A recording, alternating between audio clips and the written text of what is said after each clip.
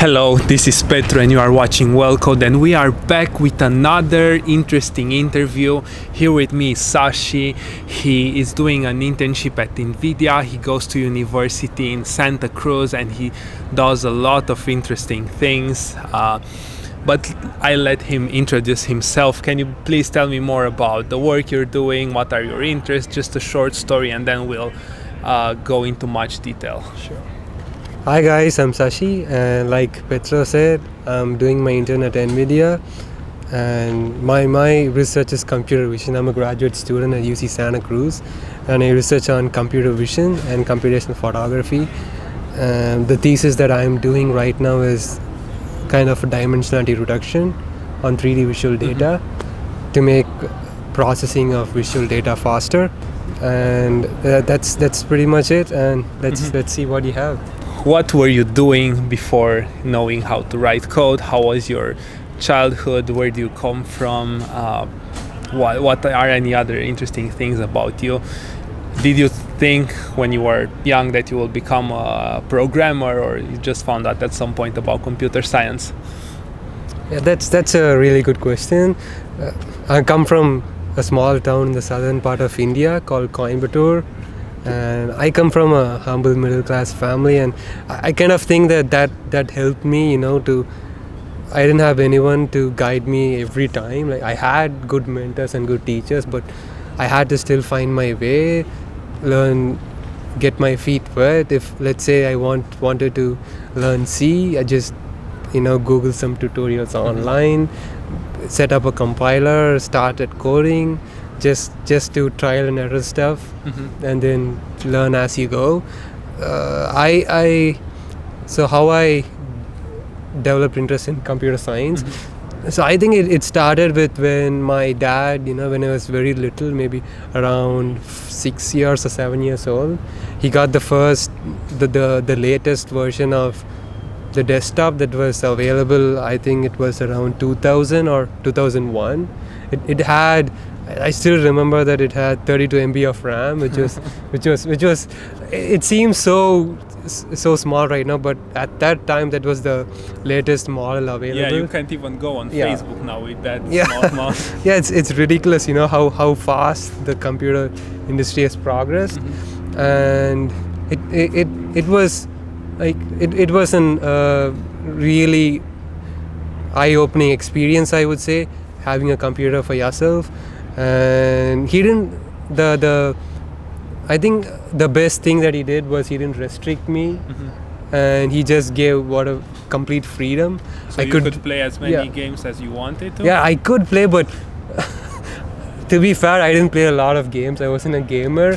I kind of played a few games, but I was like, how does this game work? How can I break this game? How can I make this game fast? I wasn't interested in, if someone says, I have to go there, jump this way, get this point. No, I don't want to do that. I want to figure out, how that stuff worked, how you can make that, you can find a bug or something, find out where it broke, stuff like that. I was interested in that stuff more than just playing the game. I think it's a really good skill. Like, even programmers right now, I would say the most important skill to be a good programmer is to think outside of the box. If someone says 2 plus 2 is 4 and ask you to do some other addition, you must just not do that. You must try to challenge yourself. You must try asking questions like, is there a better way to is there a way to do some better than this? Or like, you should especially when you're learning on your own. So when you have to keep thinking out of the box, and I would say that the most important skill is to try to keep pushing yourself more and not be satisfied with what you do. And I did my undergrad in electrical engineering. I didn't do it in computer science, but I kind of think that people should not just study one subject. They should have maybe do at least a few different courses in other disciplines, so that they kind of have a broad idea of what science is, how you can apply different concepts in different areas, because a lot of the recent research that's happening is not just in one traditional field of science. It's like the combination or the intersection of 2 or 3 fields. Computer vision is, I would say, the intersection of geometry, math, and computer science. Yeah. If you just like computer science, you won't like computer vision. But yeah, I'm just giving an example. Yeah. Computer vision is not the only interdisciplinary field. There are a lot of fields out there, and yeah, I think being a computer engineer is the best thing that you can be in this era. Like the computer technology is growing as fast as, I don't know, light or something, but yeah, it's really exciting. Yeah. Just a disclaimer for what you said earlier. Yeah, you should challenge yourself and think outside the box. But if you work under a manager and he told you to build a future, don't think outside the box. Do it as he says it, or if you work for a client. So, but can I just add something? Yeah. So one base rule I would say is that if someone asks you to do something, first try to finish that in the easiest way possible, and then try to make it, keep working on it, make it better and better. So yeah, that's what I would say. Just don't do what your manager asked, and don't stop there. Try to make it more. If you're working on a GUI or something, make it more beautiful. Yeah. If you're working on something like, say, networks or something, try to make it faster. Yeah, that should be the way you have to go. A lot of kids nowadays, and back in the day when we started, had computers, but they didn't go into programming. How did you hear about writing code? How did you get into it? I didn't read about programming anywhere, or no one said that I should be a programmer to earn money or something like that. It's just like, I don't know. It just so let's say you get a football. What would your first instinct be? To play with the football. Yeah. And then after that, you see someone doing some advanced tricks, or you see a footballer playing, you'll be like, oh, how does the guy do that? And you try to do that. That's the same for programming. Like, you see, let's say you see a game, you kind of say, oh, this game is cool. How can I make something like that? How does this game work? Like, it's just the curiosity which got me into programming. I just wanted to do fun stuff. Maybe make the computer beep or something. Make it shut down, make it crash, do some fun stuff. I think I also wrote a few programs. One of the first programs I wrote was, if you could call it a virus. What it did was it just started, creating programs, and it just fills the RAM of the computer system and just made it crash. So yeah, it's just fun stuff. I didn't want to check if a string is a palindrome or not. I just wanted to do cool stuff, and it kind of flowed into something else, and then that's how I became a computer engineer. So you just searched on the internet for how to do something? So when I started programming, the internet wasn't so famous as it's right now. I don't think I knew about Google till high school or something. So I just... What year? I would say... So I don't remember. I think...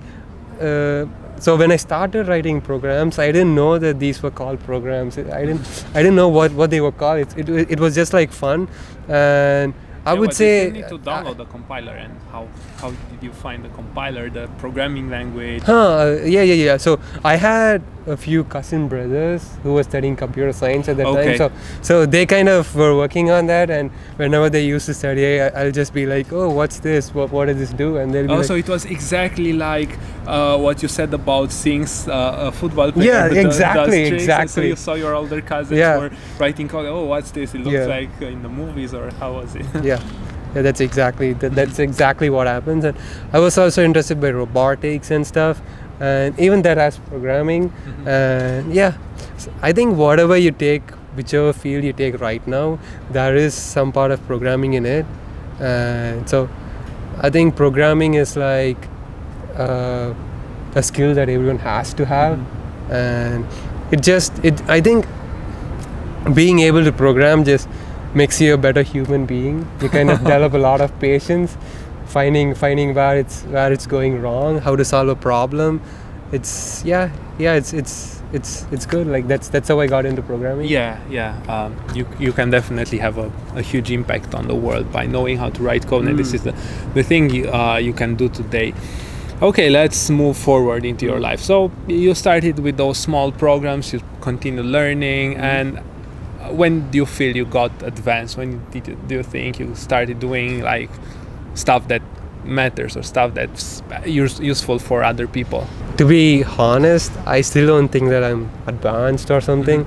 So I kind of have a way of approach to life, and I kind of feel that you don't stop learning. Yeah, if you stop learning, you kind of start progressing on your life. So it's I just kept learning. And your question was when I did something. Yeah, how did you become advanced? I think the first useful software which I wrote for a consumer or something was during my first year at college. So when I was in my second year in my college, I had a master's student who wanted help on his project, and Okay. yeah, I kind of did his whole project. So yeah. So in your first year, you worked for someone who was in the masters. Yeah, it's I didn't care about it was if it was kindergarten student who would ask for help. I would have done the same thing. I didn't start working on it just because he was a master student or something.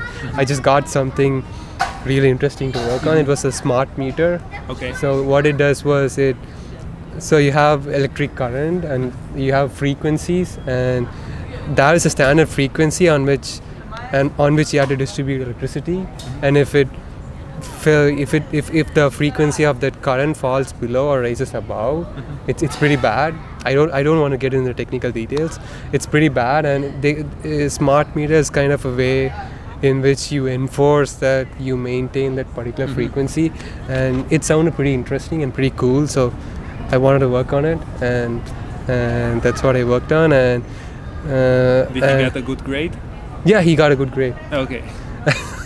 And then whenever I got summer breaks or whatever breaks, I used to do interns at companies, and then I kind of got to know how companies manage code, and I got to know the strength of good code, how powerful code is, how it can make you money. Okay. And that's I would say that's when I transitioned from just being a guy who does programming for fun to a professional programmer. Okay. Let's go a bit back. A lot of people ask us on our channel, "Oh, what's the best college for me? How can I choose college?" What was your experience regarding to that? Because now looking back in my life, I don't think that I did my best decision for the college. I'm not saying I did a bad decision, but I feel it's pretty hard to choose a college because you lack the experience. What's your take on that? So I didn't have the luxury of choosing colleges because my dad said that whatever college I get a scholarship in, that's the college I'll be going to. Okay. So it was a straightforward choice for me, but I don't think I'll be able to answer that particular question. Okay. In a very detailed manner. What I would say is that it's a different choice for each individual. You have economic constraints. You have your ambitions. Some people can't tolerate the cold weather. Some people can't tolerate the I think hot that's weather. the smallest problem. Yeah, it's a small problem, but it could be a serious problem for someone. That's what I'm saying. It's not a big problem for most of us. What I would say is that college is just a part of what that helps you to learn, and I would say that the courses that you do in college are just an introductory step to where you want to go. Yeah. So what I would say is that first check what courses are offered in all the different colleges that you guys want to study in, and whichever college offers the most of the courses that you want to study, take that. Also keep in mind that you need money and college might be expensive, so also keep that in mind. That's a big factor which comes into play for a lot of people. So yeah, that's pretty much it. And you'll be able to find good teachers in all colleges, even if it's a lower ranked one or a top college one. Yeah, I do agree that higher ranked colleges tend to have a large amount of faculty which are really good, but even if you go to a very lower ranked college or lower ranked college or something, you'll be able to find someone who could be a good mentor, or you'll be able to find someone, a senior, or maybe your peer who's really good, and you could team up with them, maybe study. And I would say a lot of the learning happens by the individual. If you want to learn something, it's up to you. Yeah. Even if you don't go to a college, you can learn pretty much whatever you want in this, especially in this age of internet, where you have platforms to learn everything, books everywhere. You don't even need a computer and internet connection. You kind of have public libraries everywhere, and they have good computers, and they have good internet connections, and they also have good books. And you just need to be I don't think that no one can complain in this time of in this decade, or in this particular time. There are so many resources out there, and many of them are free. You don't have to pay for most of the services that you get, so you can just make the best of whatever you get. And by the time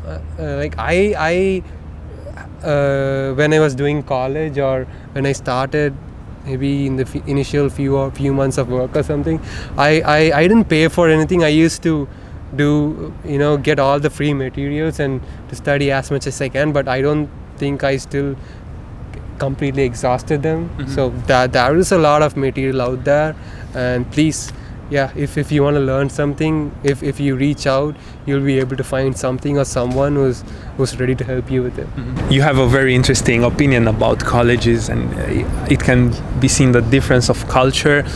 How did you go into master? So you come here into the US. Did you have any prior industry experience, and what came after the college, or in between? When I did my bachelor's, I got the opportunity to work at Amazon, and it was really good experience. Did you come here for Amazon? No, I was at Amazon back in India. Okay. And I was in the ebooks team, and so even during my bachelor, so my father was an entrepreneur, so he had his own company, and so I was really he was a role model for me from a young age, and I was inspired by him. I wanted to do something like that.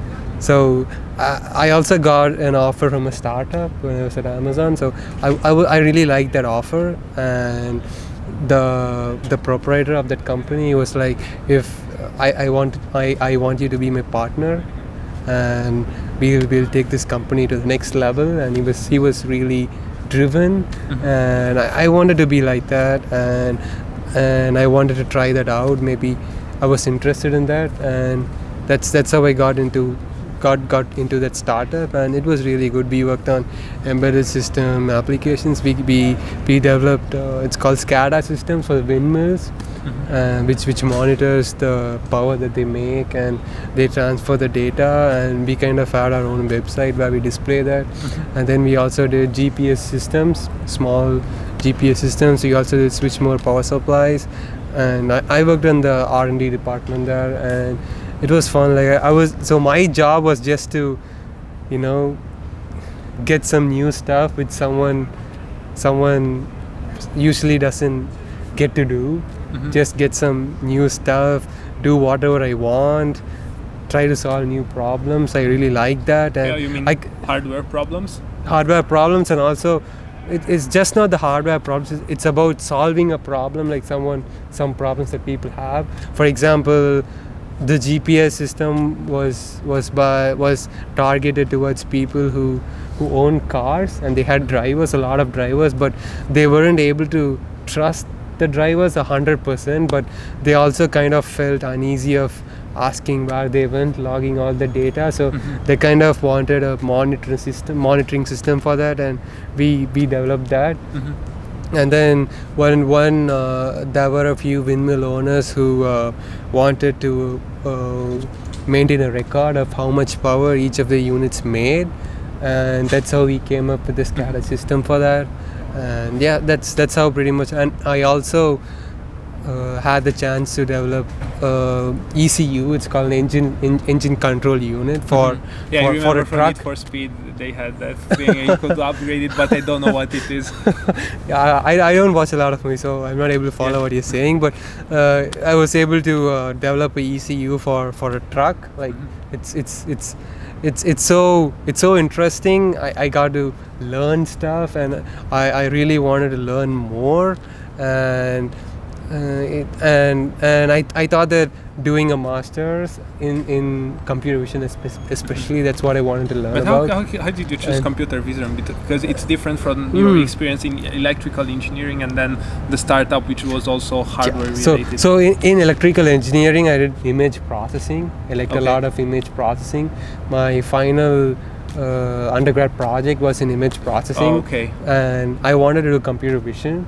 And the startup was also, I also got to work on computer vision, but it didn't make it to the product stage. But I still worked on a few computer vision projects there, and it was still, close to my heart, something I really liked. And geometry is like, I love geometry. Like a lot of people don't like geometry, and but math in general. Math in general, it's a pretty general thing. But geometry is if someone wants to be a computer vision engineer or something, they should try learning geometry. I highly recommend it. It's one of the most beautiful topics in mathematics. So I think all mathematics is beautiful, or for some people all mathematics is ugly, but I agree that it's an interesting field. And that's how I got into computer vision. And I do research now in computer vision, and the research that I do is let's say you have 3D data which is in 3 dimensions. Processing a 3-dimensional data is a bit slow, and it's really challenging to do that in real time. So I'm just trying to come up with a way of making processing that a bit faster. And coming from India, was it harder to get accepted into a US university? How was the process, and what are your advices for people who are trying to get into masters in another country, or maybe even here in the US? So first, I'm not a really bright student or top of my class or so. So what I would say is that there are a lot of opportunities, and if you want to come to the US for a master's, or maybe I don't know what procedure bachelor studies usually have, but what masters, they have a solid blueprint. Like all universities in US have a common blueprint. You take the GRE, you take the TOEFL, and you have to develop a statement of purpose, which is like a summary of what you are, what you want to do in life, what your passion is, and what you have done.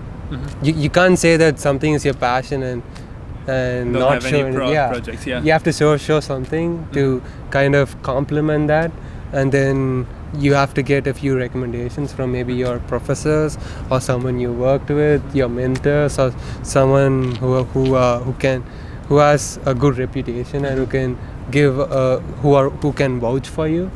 And that's pretty much it. You apply for universities, and if the university thinks that you're their material, they kind of accept you, and you can start your masters. And did you look for universities who are computer vision related, or yeah.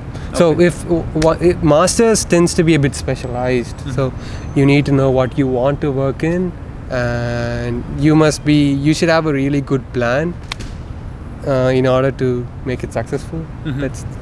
That'll be my advice. Have a good plan. Don't just blindly come to do a master's.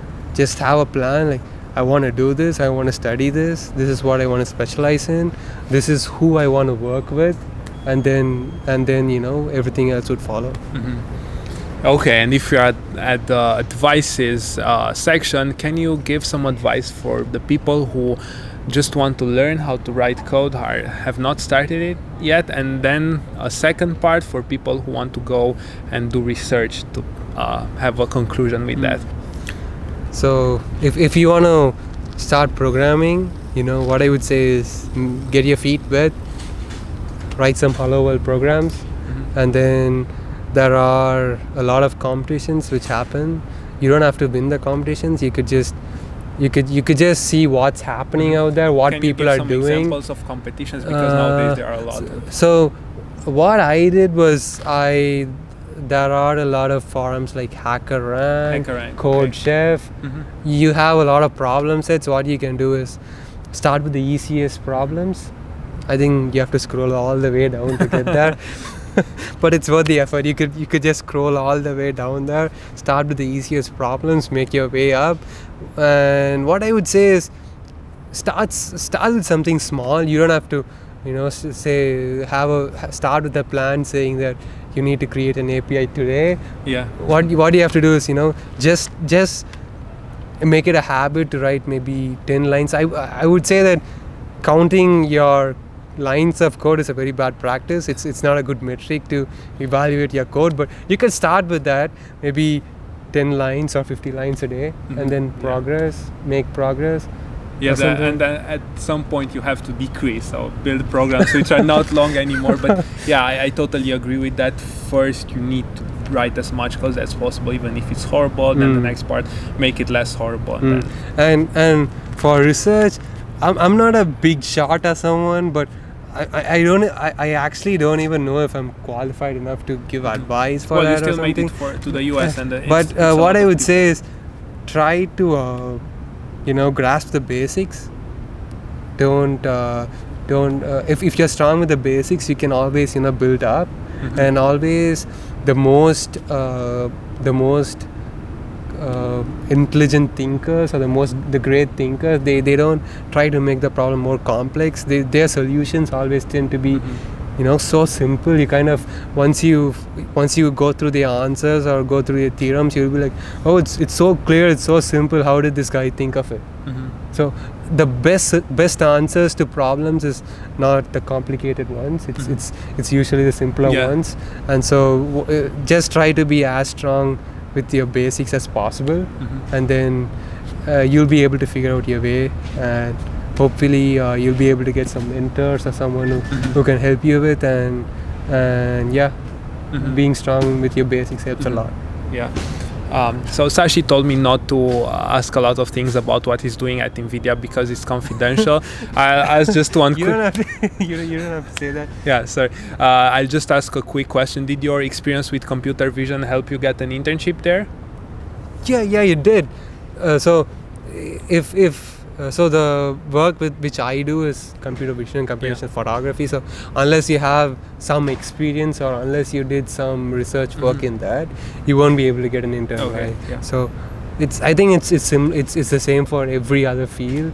If you want to work on something, if you want to work on a particular field, you should kind of know that particular field, and you should have started working on it before you can expect someone to pay you for it. So that's pretty much what happens, and that's it. For the demanded jobs, there's a big competition, so you have to prove that you have experience. Otherwise, you will end up on the regular software engineering projects. So thanks a lot. You don't have to make the regular software engineers feel so bad. It's just that not everyone wants to work in computer vision, right? So I would say that you can't say that one field is bad and one field is good. It depends upon the individual. Some people just want to write hardcore code. They don't want to do anything specialized. So if you're someone like that, then you should that job's for them. So I think every job is created equal. There's no such thing as right answer or perfect job. It's maybe perfect job for you or maybe a good job for you. Exactly. Yeah, thanks a lot for watching till the end. Don't forget to hit the like button if you like this video and if you learn new things. Don't forget to subscribe to our channel. There will be more interviews coming and more interesting content for you. And if you have friends who want to start learning how to write code, don't forget to share this video with them. And until next time, don't forget to write a lot of code if you're in the beginning, or to try to write less code if you are becoming advanced. And I wish you all the best.